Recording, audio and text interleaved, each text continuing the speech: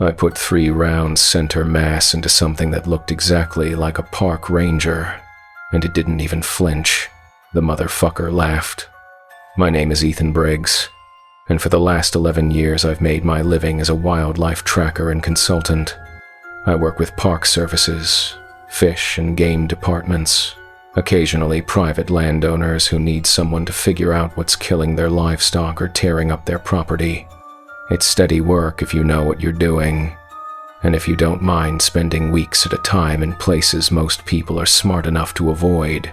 I've tracked mountain lions through the Rockies, documented wolf behavior in Montana, spent 3 weeks following a problem bear in Washington state that had developed a taste for garbage and backyard chickens. I've seen animals do strange things, territorial behavior that doesn't match the textbooks, predation patterns that make no sense, kills that look almost ritualistic in their precision, but I've always been able to explain it, always been able to find a rational answer, until late October of 2023. That's when I got a call from the Canyonlands National Park Service office. They had a situation: 7 head of cattle dead on a ranch bordering the park boundary over a 3-week span. The kills were strange, ritualistic. One ranger said, though he walked that word back pretty quick when I pressed him on it. They wanted someone to track whatever was doing it, document it, ideally identify the predator so they could relocate or eliminate it. Standard contract, $2,000 for 3 days of work. I said yes before he finished explaining the rate. I brought Jake Morrison with me. Jake was 26, been working as a tracker for about 4 years. Good kid, eager, knew his way around a GPS unit and could read sign better than most people twice his age. We'd worked together on a wolf pack study in Montana the previous spring, and he'd proven himself reliable. That matters more than talent in this line of work. You can teach someone to read tracks. You can't teach them to stay calm when a grizzly charges from 30 yards or when weather turns bad and you're 10 miles from shelter. Jake stayed calm. That's why I kept calling him for jobs. We met with the park liaison at the ranger station on October 23rd, around 9 a.m. The station was a small building just off Highway 191, the kind of place that serves as both an office and a visitor center. A few pamphlets about desert safety, a taxidermied golden eagle under glass, a poster warning about hantavirus and rodent droppings. Ranger's name was Feldman. Tall guy, maybe 50, with the kind of sun damage on his face that comes from decades of outdoor work. He had that lean, weathered look you see in people who spend more time outside than in. When we walked in, he was pouring coffee from a stained pot that looked like it had been making bad coffee since the 80s. "You Briggs?" he asked. "That's me. This is Jake Morrison." Feldman nodded, didn't offer to shake hands, just gestured toward a desk covered in maps and reports. "Let's get to it. I've got a lot to cover and I want you on the trail before noon." He spread a topographic map across his desk and marked 6 locations with a red pen. His handwriting was precise, each X perfectly centered on a coordinate. "These are the kill sites," Feldman said. "All within a 4-mile radius. All within the last month." I studied the marks. They formed a loose circle around a canyon system that fed into the Green River. Remote area. No maintained trails. The kind of country where you could disappear and nobody would find you until spring thaw. I'd worked in similar terrain before. Knew how fast it could turn from beautiful to deadly. "What's the MO on the kills?" I asked. Feldman hesitated, glanced at Jake, then back at me, took a sip of his coffee. "Cattle are found drained of blood, minimal tissue damage, no tracks around the bodies, at least none that make sense. And they're always positioned the same way, on their sides. Facing east, facing east," I repeated. "Yeah, that's... weird." "I know." Feldman tapped the map. "Look, I don't believe in spooky bullshit, but the rancher whose land this is, he's Navajo. and he won't go near that area anymore. Says it's Skinwalker country. He's the one who insisted we bring someone in from outside. Refused to let any of our regular staff investigate. I'd heard of Skinwalkers. Hard to work in the Southwest and not hear the stories. Witches, shapeshifters, things that wear the skins of animals and people. Most of what you hear is Hollywood nonsense or badly retold campfire stories. But the Navajo take it seriously, deadly seriously. They won't even speak about it directly most of the time, won't say the word, won't discuss details. In all my years working in the Southwest, I'd only had one Navajo guide, back in 2018. Good tracker, knew the land better than anyone I'd ever met.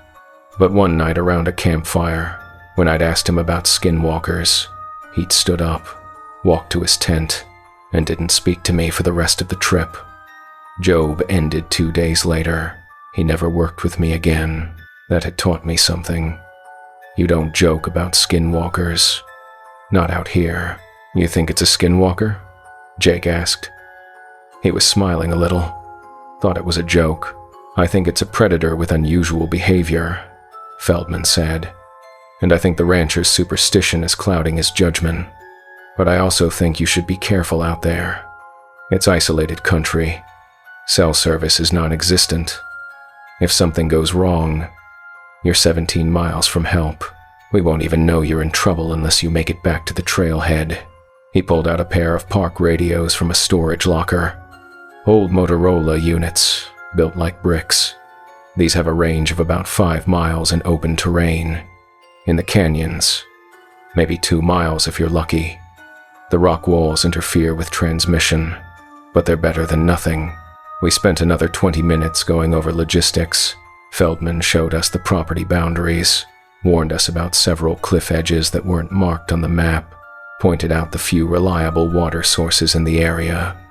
He gave us his personal cell number, though he admitted it probably wouldn't work from where we'd be camping. One more thing, Feldman said as we were packing the radios into our gear. Stay out of the slot canyons if weather looks bad. Flash flood season is mostly over, but we've had freak storms. You get caught in a slot canyon during a cloudburst, you're dead. No rescue, no warning. Understood, I said. We had our own gear. Packs, tents, rifles, trail cameras, GPS units, paper maps as backup, first aid supplies, 3 days of food, water filtration, the works. Jake carried a Ruger American Ranch rifle in .308. I carried a Remington 7-130-06. Both good for medium to large game, both loaded with soft-point ammunition designed for clean, ethical kills. We'd camp near the center of the kill zone and spend 2 days documenting tracks, scat, hair samples, anything that might ID the predator. If we found evidence of a mountain lion or a pack of feral dogs, we'd report back and Feldman's team would handle removal. If it was something unusual, well, we'd cross that bridge when we came to it. Standard job. Before we left, a man approached us in the parking lot. Older guy, maybe 70, with deep lines in his face and turquoise rings on 4 fingers. He wore a faded denim shirt and spoke quietly. His truck was parked in the shade of a cottonwood tree, a faded red Chevy from the 90s with a cracked windshield. "You the trackers?" he asked. "That's us," I said. He nodded slowly, looked at the canyon land stretching out behind us, red rock and blue sky and endless miles of nothing. "My name is Tom Yazzie. That's my ranch you'll be near, Mr. Yazzie," I said, extending my hand. He shook it. His grip was strong, calloused from decades of ranch work. "We'll be careful with your land. It's not my land I'm worried about." He reached into his shirt pocket and pulled out a small bundle wrapped in red cloth, handed it to Jake. "Keep this with you. Don't open it. Just keep it close." Jake looked at me. I shrugged. He pocketed it. "If you hear your name called after dark," Yazzie said, "don't answer. Don't go looking. Don't even acknowledge it. You understand? Sure, Jake said, still smiling a little, still thinking this was some local superstition. Yazzy's expression didn't change. His eyes were dark, serious. I'm serious, son. You hear your name out there at night. You stay in your tent. You stay quiet. You wait for sunrise. Why? I asked. Because the mimic only takes what answers. He walked back to his truck before either of us could respond. Started the engine. Drove away without looking back. Jake watched him go, then turned to me. What do you think that was about? Local tradition, I said. They believe in this stuff. We should respect that. You think there's any truth to it? I thought about my guide from 2018. The way he'd looked at me when I'd asked about skinwalkers. Real fear. Not superstition. Fear. I think, I said carefully, that people who live in a place for generations tend to know things about that place, even if we don't understand their reasons. Jake nodded. Didn't say anything else about it. We hit the trailhead at 11 a.m. The weather was perfect. Low 60s, clear skies, light breeze from the west. The kind of day that makes you forget how fast conditions can turn in canyon country. 1 hour you're hiking in sunshine. 3 hours later you're hypothermic in a thunderstorm with nowhere to shelter. I'd learned that lesson the hard way in Colorado back in 2015. We made good time for the first 5 miles, following a maintained trail that paralleled a dry wash. The landscape was classic Utah backcountry. Red rock formations carved by millions of years of wind and water, scattered juniper trees with twisted trunks, sagebrush that released its sharp scent when we brushed past it, endless sky, beautiful in a desolate kind of way. Jake was in good spirits. He always was on the first day of a trip. Talked about a girl he'd been seeing in Moab, some barista at a coffee shop near the gear store. He'd asked her out 3 times before she said yes. They'd gone hiking together the previous weekend, and Jake was convinced she was the one. She knew the difference between a raven and a crow, Jake said. That's when I knew. That's a low bar, I said. You'd be surprised how many people don't know. Fair point. He asked me about my ex-wife, Sarah. We'd been divorced for 4 years at that point. The job had killed the marriage. Too much time away. Too little communication. Too many missed birthdays and anniversaries. She'd wanted kids. I'd wanted to spend 6 months tracking wolves in Montana. You can't have both. You ever regret it? Jake asked. Which part? The divorce? Choosing the job over her? I thought about it. Every day. But I'd probably make the same choice again. That's the problem. That's dark, man. That's honesty. We hiked in comfortable silence after that. Just the sound of our boots on dirt, the occasional cry of a hawk overhead, the wind moving through rock formations. Around 2 p.m., we left the maintained trail and started navigating by compass and GPS. The kill sites were scattered across an area with no official paths, just game trails and exposed bedrock. The terrain got rougher, more vertical. We had to scramble over boulder fields and edge along cliff faces, where one wrong step would send you tumbling 200 feet into a canyon. Jake was sure-footed, confident. I took my time. I'd seen too many people die from simple mistakes.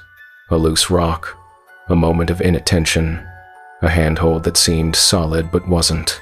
We passed through a section of canyon where the walls narrowed to maybe 15 feet across. Slot Canyon territory. Beautiful. Striated rock in shades of red and orange and cream, carved into smooth curves by ancient water, but also deadly. Feldman's warning about flash floods echoed in my head. I checked the sky. Still clear, but weather could change fast out here. Around 3:30 p.m., we stopped for water. Jake pulled out his GPS unit and confirmed our position. We were about 2 miles from the first kill site, on track to reach it by 4 p.m., which would give us plenty of time to document it before dark. You ever deal with anything like this before? Jake asked. Cattle kills with no predator sign? Once, I said. Wyoming, 2019. Rancher was losing sheep. No tracks, no scat, no hair. Turned out to be golden eagles. They'd attack from above, kill the sheep, then eat on sight. No approach tracks because they'd fly in and fly out. You think that's what this is? Maybe. But eagles don't position bodies, and they don't drain blood without eating tissue. So what does? I didn't have an answer. We reached the first kill site around 4 p.m. The cattle carcass was still there. Feldman had said they'd left them in place for us to examine. It was a Hereford cow, maybe 800 pounds, lying on its side in a small clearing surrounded by juniper trees. The body was desiccated, mummified by the dry air, skin stretched tight over ribs, eyes gone, probably taken by scavengers. Flies buzzed around it, but not as many as you'd expect from a carcass this size. But Feldman was right about the blood. The animal had been drained. No pooling beneath the body. No spatter on the surrounding ground. No arterial spray that you'd see from a throat wound. Just a dry husk positioned carefully on its side, head facing east. What the hell? Jake muttered. I circled the carcass slowly, scanning the ground. The soil here was mostly sand and decomposed sandstone, perfect for holding tracks. It should have been like reading a book. Every animal that had approached this body should have left sign. Coyotes, vultures, even insects, but there was nothing. No paw prints, no claw marks, no drag marks from the kill site to here. It was like the cow had just died in place, dropped dead and been positioned by something that left no trace. Check the perimeter, I said. Look for scat, hair, anything. We spent 30 minutes combing the area. I checked the juniper branches for tufts of fur. Predators often brush against vegetation and leave trace evidence. Nothing. Jake checked the ground in widening circles, looking for any disturbance in the soil pattern. Nothing. I examined the cow's body more closely. The desiccation made it hard to determine exact cause of death, but there were no obvious wounds, no bite marks on the throat, no claw tears in the hide. The legs were positioned naturally, not broken or twisted. Whatever had killed this animal had done it cleanly, too cleanly. Maybe it's birds, Jake offered. Vultures can drain a carcass pretty clean. Vultures don't position bodies, I said. And look at the neck. No tearing, no feeding damage. Whatever did this didn't eat the cow. It just took the blood. Then what did it do with the blood? I didn't have an answer. I took photos from multiple angles, measured the position of the body relative to the surrounding landmarks, recorded GPS coordinates, standard documentation, everything by the book, but nothing about this was standard. We moved on. We wanted to check 2 more kill sites before dark, then establish camp near the center of the cluster. The second site was identical. Different cow, same breed, same presentation. Body on its side, facing east, completely drained of blood. No tracks, no sign, no evidence of feeding. This cow was older, had been dead longer. The desiccation was more advanced. The hide had started to crack and peel away from the muscle tissue beneath, but the positioning was perfect, almost reverent, like someone had carefully arranged the body with specific intent. This is ritual behavior, Jake said quietly. Yeah, I said. But what kind of predator performs rituals? The human kind. That thought had occurred to me too, but it didn't make sense. Why would someone kill cattle and position them facing east? What would be the point? And how would they drain the blood so completely without leaving any trace? We documented the site and moved on. The third site was worse. This cow was fresh, maybe 2 days old. Flies were still active around the eyes and nostrils, though the body was already starting to bloat in the heat. The smell hit us from 20 yards away. That sweet, rot stench of decomposition. But despite being fresh, the body was drained just like the others, positioned the same way, facing east, and this time, there were tracks, human tracks, barefoot. They circled the carcass 3 times in a perfect loop, each print evenly spaced, exactly the same depth. Then, they vanished into a stretch of exposed bedrock that held no sign. Jake and I stared at those tracks for a long time without speaking. The prints were huge, size 13, maybe 14, but the proportions were wrong. The toes were too long, too spread out, like the feet had been stretched, and the stride length was impossible. Nearly 5 feet between prints. No human could walk with a stride that long. Not naturally. I knelt down and measured the prints carefully. Took photos from multiple angles. The pressure distribution was wrong too. Normal human footprints show heavier pressure at the heel and ball of the foot. These showed even pressure across the entire sole, like whatever made them had been walking on its toes. Could be a hiker, Jake finally said. His voice was uncertain. Someone stumbled on the carcass, walked around it, left. Barefoot? I said. In October? In canyon country, some people hike barefoot. There's a whole movement. Minimalist hiking, earthing, that kind of thing. With a 5-foot stride? He didn't respond. I followed the tracks to where they vanished on the bedrock. Searched the area carefully. Found nothing. No scratch marks. No dirt deposits. No trace of where the person had gone. Just 3 perfect circles around a dead cow. And then nothing. We should go, Jake said. It's getting late. He was right. The sun was dropping toward the canyon rim. We had maybe 90 minutes of good light left. We needed to establish camp, gather firewood, filter water, set up our trail cameras, standard evening routine. But I couldn't stop looking at those tracks. We made camp in a small box canyon about a mile from the third kill site. It was good tactical ground. A seasonal spring provided water. The canyon walls offered protection from wind, and we had clear sight lines in 3 directions. The only approach was through a narrow gap in the rocks that we could easily monitor. I'd learned a long time ago that camp placement matters. You want to be able to see anything approaching. You want multiple escape routes if possible. You want natural barriers that funnel wildlife away from your position. This spot checked all the boxes. We set up our tents facing each other across a stone fire ring someone had built years ago, probably hunters or ranchers. The stones were weathered, covered in lichen. Jake's tent was a 2-person MSR Hubba Hubba.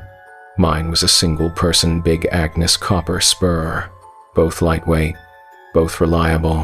While Jake set up the tents, I gathered firewood. There was plenty of dead juniper nearby. The twisted branches burned hot and clean. I also collected some larger pieces of driftwood from the wash. Flash floods had deposited them years ago, weathered them silver gray. They'd burned slow through the night. By 6 p.m. we had a good fire going. Jake filtered water from the spring while I set up our trail cameras. I positioned them in a triangle around our camp, one facing north, one east, one south. Each camera was a Browning strike force, motion activated, infrared capable. They could capture clear images day or night. If anything approached our camp, we'd have documentation. We boiled water for freeze-dried meals. Jake had beef stroganoff. I had chicken teriyaki. We ate in silence, watching the sun drop behind the canyon rim. The temperature dropped with it. Within 30 minutes, it went from comfortable to cold. I pulled on a fleece layer, The sky turned orange, then purple, then black. Stars emerged, more than you ever see near civilization. The Milky Way stretched overhead like a river of light, beautiful, humbling, and completely silent. That's what struck me. The silence. No birds, no insects, no rustling in the brush, just wind and the crackle of our fire. It's quiet, Jake said. Yeah, too quiet. Don't start. Oh, he laughed, but it sounded forced.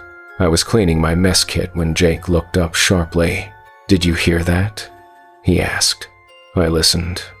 Heard nothing. Hear what? Thought I heard someone call my name. My spine went cold. I thought about Tom Yazzi's warning. Don't answer. Don't acknowledge it.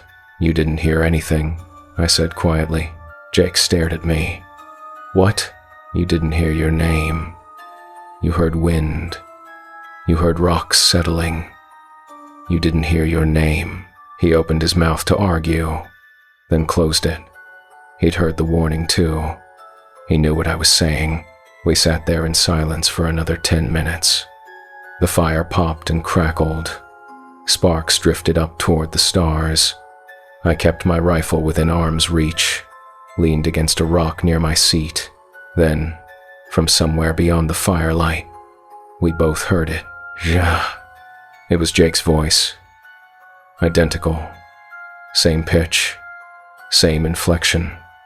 Same slight accent on the second syllable that Jake had picked up from growing up in Texas, but it was coming from the darkness about 50 yards past our tents. Jake's face went white. He looked at me. I shook my head slightly. Don't answer. Jake, come here, man. I need help. The voice was closer now, maybe 30 yards, moving along the canyon wall to our left. Slow, methodical. I reached over and turned on my headlamp, sweeping the beam across the area where the voice had come from. Nothing. Just rock and shadow and juniper. The beam reached maybe 40 yards before the darkness swallowed it. Ethan, why aren't you helping me? I'm hurt. Now it was my voice, coming from a different direction, behind us. The sound was so accurate it made my skin crawl. Every inflection, every pause, it sounded exactly like me. Jake stood up fast, knocking over his water bottle. What the fuck is that? Sit down, I said, kept my voice calm. Don't respond to it. Don't look at it. Just sit down and stay near the fire. Ethan, Jake, please. The voice moved again, circling us. Sometimes it was Jake's voice, sometimes mine, sometimes it was neither. Just a wet, rasping sound that barely formed words, like someone speaking through a mouth full of water. I pulled Jake back down next to the fire. Listen to me. Whatever that is, it wants us to go out there, into the dark, away from the fire. We're not going to do that. What is it? His voice was shaking. I don't know, but we're going to stay right here, together, near the light. Understood? He nodded. Jake, why are you scared? It's just me. The voice circled. Closer. I could hear footsteps now. Soft, deliberate, moving through brush without disturbing it. That was wrong. Nothing moves through desert brush without making noise. The branches are dry, brittle. They snap and crackle. But these footsteps were silent. Ethan, look at me. I'm right here. I kept my eyes on the fire. Didn't look toward the voice. Beside me, Jake was gripping his rifle so tight his knuckles were white. Don't look, I said again. It wants you to look. How do you know? Because if it wanted to attack us, it already would have.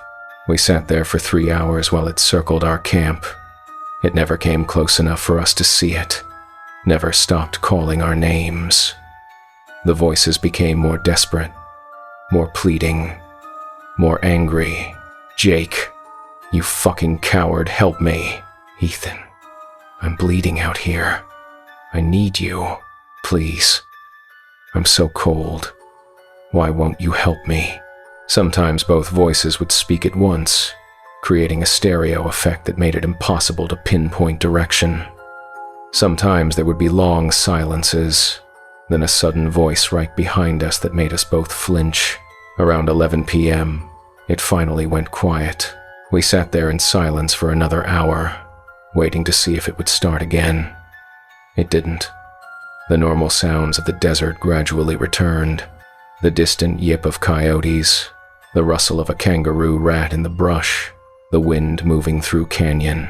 You think it's gone? Jake whispered. Maybe. Or maybe it's just waiting. Waiting for what? For us to leave the fire. Neither of us slept that night. We took turns keeping watch, feeding wood to the fire every 20 minutes to keep it bright. I watched the perimeter. Jake watched our backs. We didn't speak except to coordinate watch changes. At first light, I unzipped my tent and stepped out into cold dawn air. Frost covered everything. My breath misted. The fire had burned down to coals. Jake was already up, standing near the dead fire pit, staring at the ground. Ethan, he said quietly, look at this. I walked over. There were tracks everywhere, dozens of them. Barefoot human tracks, all circling our campsite in concentric rings.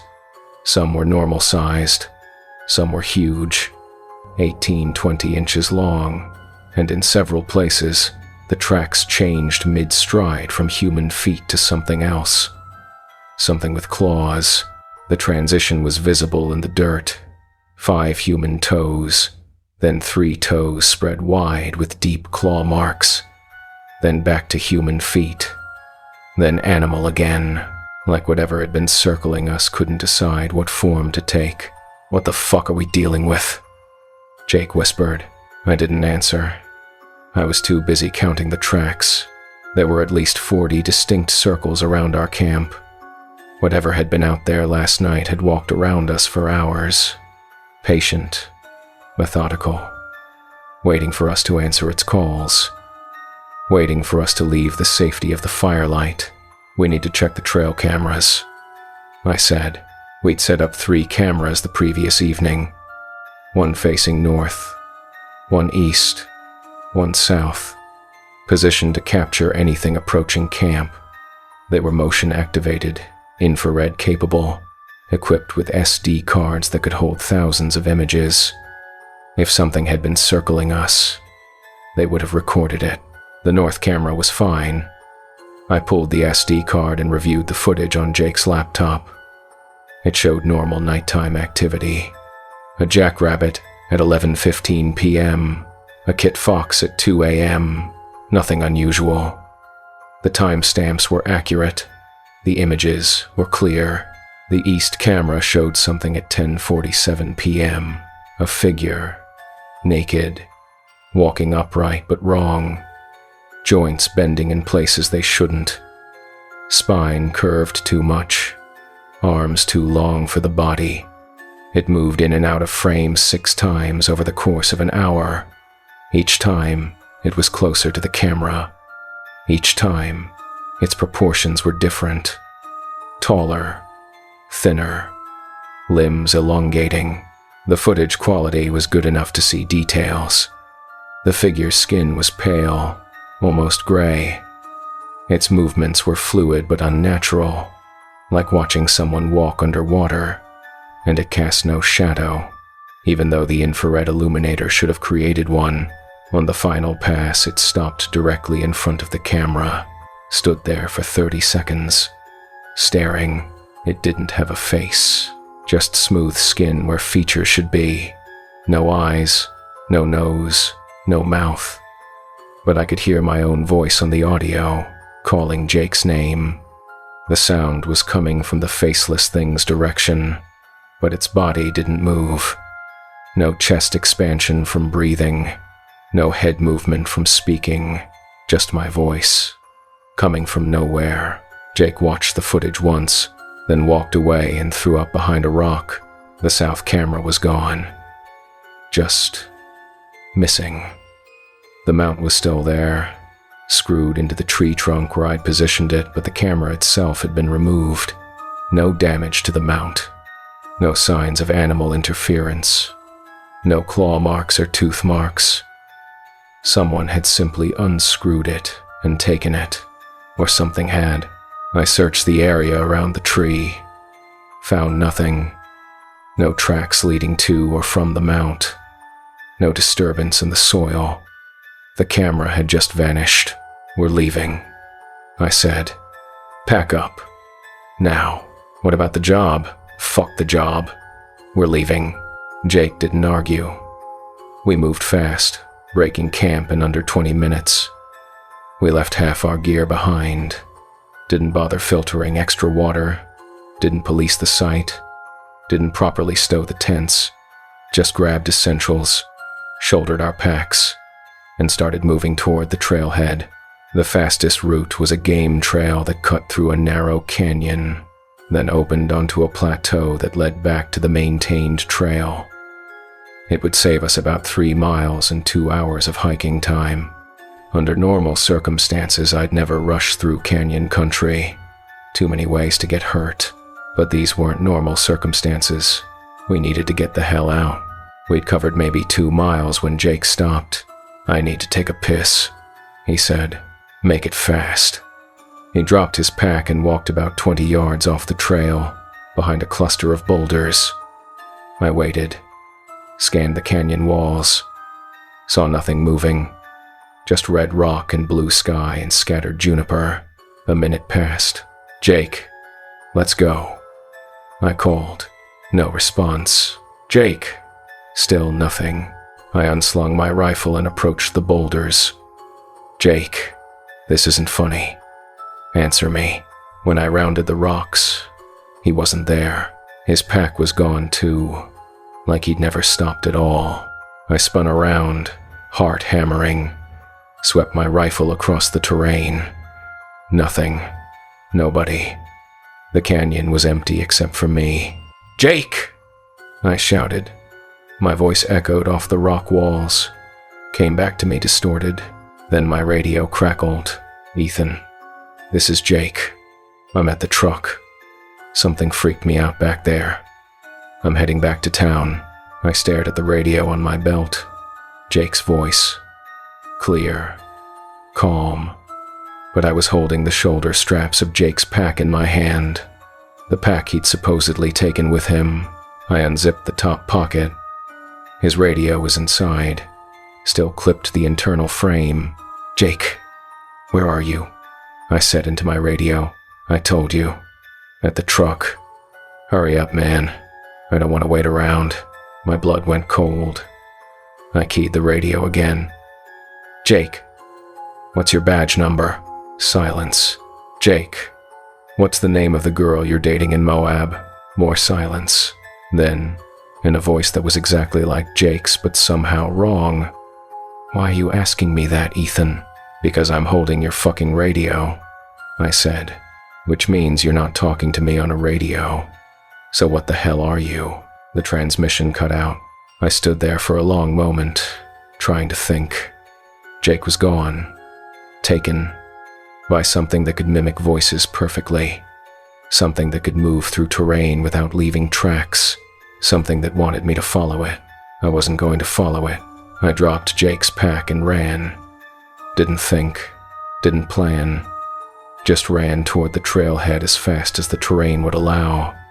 I told myself I'd find Jake there, told myself there was an explanation, told myself the radio had glitched, or I'd grabbed the wrong pack, or something rational was happening. I didn't believe any of it, but I had to try. I covered 3 miles in under an hour, a dangerous pace in canyon country, where a twisted ankle or a fall can kill you. My lungs burned, my legs screamed, sweat soaked through my shirt despite the cold air. I didn't care. I just ran. The terrain blurred around me. Red rock, juniper, sand. I jumped over washes, scrambled up boulder fields, edged along cliff faces without checking handholds. Every survival instinct I developed over 11 years of backcountry work was screaming at me to slow down. I ignored them all. I had to reach the trailhead, had to reach civilization, had to reach help. When I broke out onto the plateau, I saw someone ahead of me on the trail, a park ranger, standing right in the middle of the path. Facing me, I slowed to a walk, approached cautiously. Something felt wrong. The ranger was wearing a standard National Park Service uniform. Green pants, tan shirt, flat-brimmed hat, badge, radio. The works. Everything looked right. Regulation. Clean. Professional. But his boots were wrong. It had rained the previous evening. Just a light shower around sunset, but enough to leave puddles in the low spots on the trail. I'd walked through a dozen of them on my way here. My boots were caked in red mud, my pants splattered up to the knees. His boots were bone dry, spotless, like he'd just put them on. "You Ethan Briggs?" The ranger called. I stopped about 15 feet away, studied him. Something was off. I just couldn't pin down what. "Yeah," I said. "How'd you know my name?" "Got a radio call from your partner. Said you guys had some trouble out here. I came to check on you." The words were right. The tone was right. But something in my gut was screaming danger. "What's your name?" I asked. "Ranger Feldman sent me," he said. Didn't answer the question. "What's your badge number?" He smiled. "Why don't you come with me, Ethan?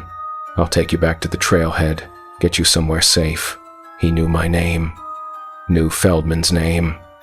But he hadn't told me his own name. And his shadow was wrong. The sun was to my right, coming from the east. Morning Sunday. My shadow stretched to my left, long and dark across the red dirt. His shadow stretched in the same direction as mine, like there were two suns, like his body wasn't properly interacting with light. "I'm good," I said. "I'll make my own way, Ethan." His voice changed, deepened, lost some of its human quality. "Come with me." I raised my rifle. "Step aside." He cocked his head. The movement was too sharp, too quick, like a bird, like something wearing a human shape but forgetting how humans moved. "You should have answered last night," he said. And now his voice was mine. Exactly mine. Every inflection, every pause, like listening to a recording of myself. "You should have answered," he repeated in my voice. "Would have been faster." I fired. The rifle bucked against my shoulder. The shot echoed across the canyon. I hit him center mass, saw the impact, saw his uniform ripple from the force of the bullet. He didn't flinch. He didn't bleed. He didn't move. Just stood there, staring at me with eyes that were too dark, too empty, like looking into deep water at night. I fired again, and again. 3 rounds total. Center mass. Textbook shots. The kind of shots that would drop a bear or a mountain lion instantly. Nothing. The bullets hit. I saw the impacts, but they didn't penetrate. Didn't wound. Didn't even slow him down. It was like shooting at smoke. He smiled wider. His teeth were wrong. Too many. Too sharp. Too white. "Jake answered," he said in my voice. "Jake's with me now." Then he took a step toward me. I ran. Didn't think. Didn't aim. Just turned and sprinted off the trail, down a steep embankment toward a dry wash below. Rocks skittered under my boots. I nearly fell twice, catching myself on juniper branches that tore at my hands. I could hear him behind me. Not running, just walking. Steady, patient. The way something walks when it knows you're already caught. The way a cat walks toward a cornered mouse. His footsteps were silent, but I could feel him, could sense him tracking me. I hit the bottom of the wash and kept moving. My pack slammed against my spine with every step. My rifle caught on branches. Didn't care. Just ran. My breath came in ragged gasps. My heart hammered so hard I thought it might burst. The wash opened into a wider canyon. I recognized it from the map. This fed into the area near the trailhead parking lot. If I could just reach the parking lot, reach my truck, reach lights and people and civilization. I heard his voice behind me. Closer now. Ethan. You should have answered. Would have been kinder. Not my voice anymore. Something else. Something wet and wrong. Like vocal cords made from tissue that wasn't quite human. The sound made my skin crawl. The canyon narrowed. I squeezed through a gap between two boulders, scraping my shoulders on both sides.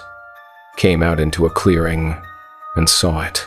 The parking lot, 200 yards away. I could see my truck. Could see Feldman's Ranger vehicle. Could see two actual Rangers standing near the trailhead kiosk, talking, drinking coffee. Normal, real, human. I ran harder, ignored the burning in my lungs, ignored the pain in my legs, ignored everything except reaching that parking lot. Behind me, the footsteps stopped. I didn't look back, didn't slow down, just ran until I hit the parking lot, ran until I was standing on asphalt, ran until I was in front of the Rangers, bent over, gasping, trying to explain. They stared at me like I was insane. "Where's your partner?" Feldman asked. He'd been one of the Rangers at the kiosk. His coffee cup was steaming in the cold morning air. "Gone," I managed between gasps. Something took him. Something. "Slow down," Feldman said. He put a hand on my shoulder. "What happened?" I told them. All of it. The voice calling our names, the tracks circling our camp, the trail camera footage, the fake Ranger, the shots that didn't land, Jake vanishing without a trace. They exchanged a look, the kind of look people share when they think someone's having a mental breakdown. "Mr. Briggs," Feldman said carefully, "we haven't sent anyone into that area today. There's no Ranger out there." "I know," I said. "That's what I'm trying to tell you. It wasn't a Ranger. It looked like a Ranger, but it wasn't human. You're saying you shot at something you thought was a park ranger. I'm saying I shot at something wearing a Ranger's uniform. 3 times. Center mass. And it didn't react at all. The other Ranger, a younger guy, maybe 30, spoke up. "Are you injured? Do you need medical attention?" "I need you to find Jake," I said. "He's out there. I trailed off, because I knew the truth. Jake was dead. Whatever had taken him last night had killed him. The thing on the radio hadn't been Jake. It had been something wearing Jake's voice like a mask. "We'll organize a search," Feldman said. "Come inside. You need water. You need to sit down." They brought me into the Ranger station. Gave me water. Gave me a thermal blanket. Called the sheriff's office. Within an hour, there were 6 Rangers and 4 deputies preparing to search the area where Jake had disappeared. I showed them the trail camera footage on Jake's laptop. The faceless figure moving through our camp. The impossible proportions. The lack of shadow. They watched in silence. "Could be a hoax," one deputy said. "Could be edited footage." "It's not edited," I said. "That thing was circling our camp for hours last night. We heard it. We heard it using our voices. People hear things in the backcountry," the deputy said. "Wind, animals, rocks settling. It can sound like voices. This wasn't wind. This was our exact voices. Perfect mimicry." Nobody responded to that. They sent the search party out at noon. Brought dogs. Brought GPS. Brought everything. I wanted to go with them, but Feldman refused. Said I was in no condition to hike. Said I needed rest. He was right. I was exhausted, dehydrated, running on adrenaline and fear.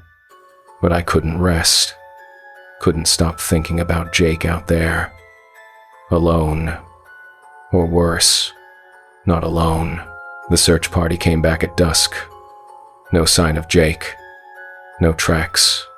No evidence of struggle. Nothing. They went out again the next day. And the next. And the next. They found Jake 3 days later, 12 miles off course, deep in a side canyon that didn't appear on any map. A narrow slot canyon with sheer walls and no easy exit. The kind of place you only end up if you're running blind, running scared. He died from exposure and dehydration. Medical examiner estimated he'd been dead for approximately 70 hours, which meant he died the second night we were out there, the night something had been calling our names around the campfire. But here's what the medical examiner's report didn't mention. Here's what I learned from the deputy who found him. Jake's body was positioned on its side, facing east, just like the cattle, and there were barefoot tracks circling his body. 3 perfect loops. Then nothing. The investigation took 2 weeks.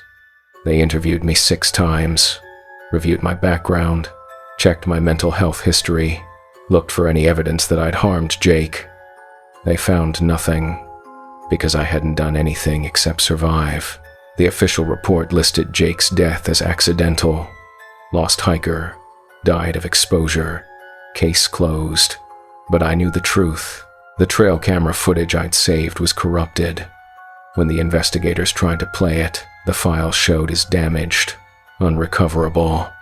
The memory card was physically intact, but every file was garbage data, like something had reached into the digital storage and erased what it showed. I tried to explain to the investigators what had really happened. They listened politely, wrote it down. Then one of them, a deputy sheriff named Morris, pulled me aside after my final interview. "Mr. Briggs," he said quietly, "this isn't the first time something like this has happened out there." He showed me a file. Incident report from October of 1998.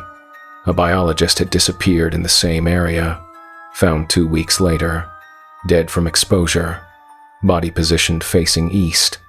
Investigators had noted unusual tracks around the body, barefoot human prints that changed mid-stride to animal prints. "We don't put this in the official reports," Morris said, "but everyone who works in these parks long enough, we know. There are places you don't go, times you don't go there, rules you follow." "What is it?" I asked. "Don't know. Don't want to know."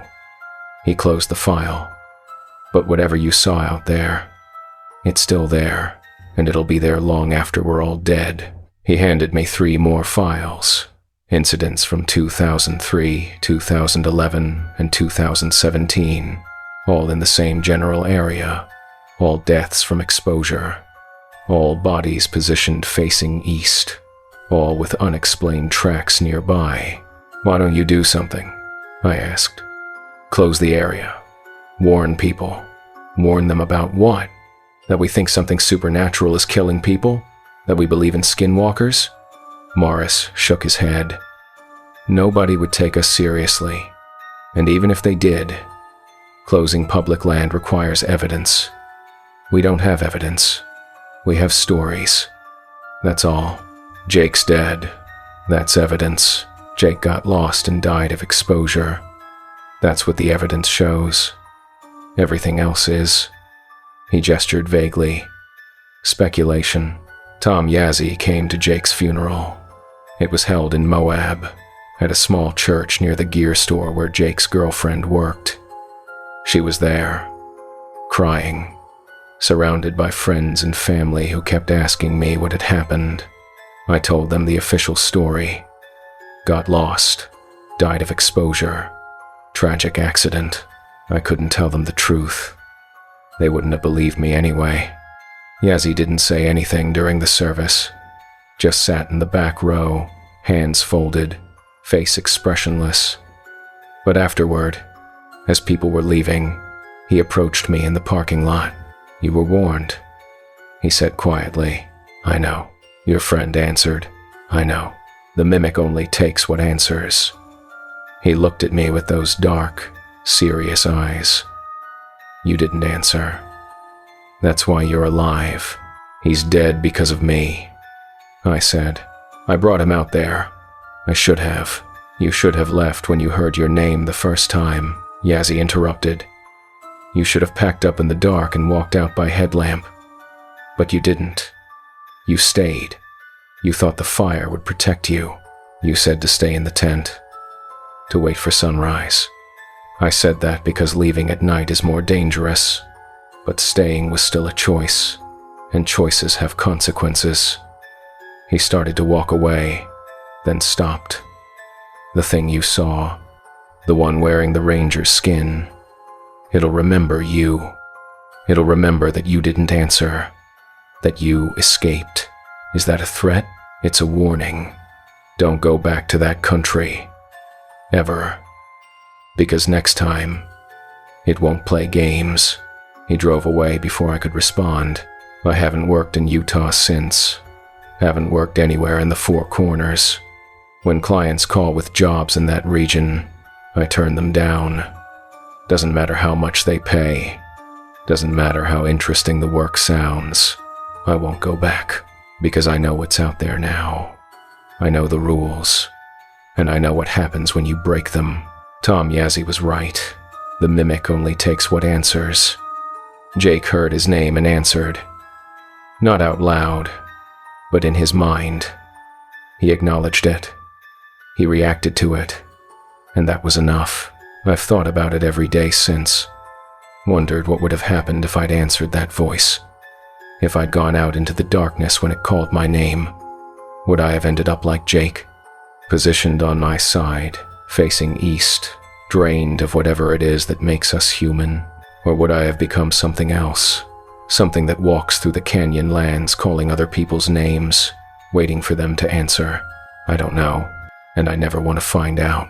But I've learned things since that trip. Things I wish I didn't know.